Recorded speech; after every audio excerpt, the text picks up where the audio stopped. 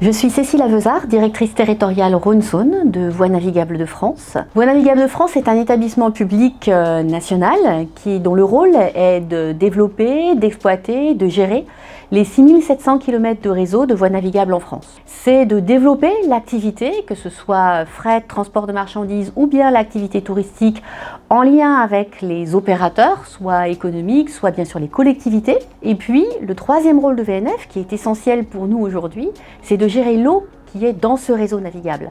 Puisque Voies navigables de France dispose en fait d'un certain nombre d'ouvrages qui sont la plupart du temps des barrages ou des seuils pour essayer justement de réguler les niveaux d'eau. Les barrages de navigation ne sont pas des barrages à proprement dit, ce sont des clapets qui sont situés au fond de l'eau et qui permettent en période d'étiage de maintenir le niveau d'eau en amont nécessaire à la navigation.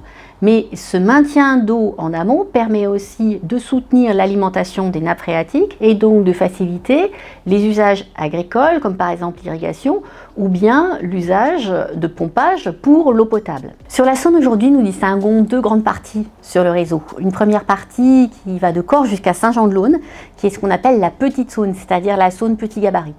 Là, on a des usages de l'eau surtout touristiques. Et puis ensuite, à partir de Saint-Jean-de-Laune jusqu'à Lyon, c'est ce qu'on appelle la Grande Saône. Là, nous avons donc un bassin de navigation avec des usages mixtes, un usage tourisme qui est important. Et puis, le deuxième usage de la navigation sur la Grande Saône, c'est un usage pour le transport de marchandises. Le changement climatique, bien sûr, a un impact, puisqu'on le voit d'une manière générale, on a des crues plus fréquentes, plus violentes. Le développement du transport fluvial est un véritable enjeu pour la transition énergétique et pour le changement climatique.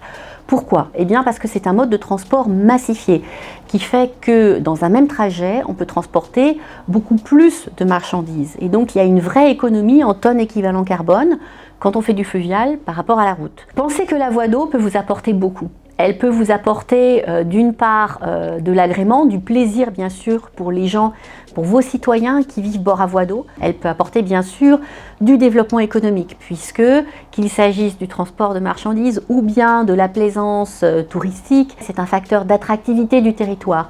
Et puis enfin, la voie d'eau, c'est un outil extraordinaire en faveur de la transition énergétique et de la transition écologique. La lutte contre le changement climatique, c'est effectivement un effort coordonné de tous, un effort coordonné de chaque instant, des grands pas mais aussi une somme de petits pas. Donc, pensez voie d'eau.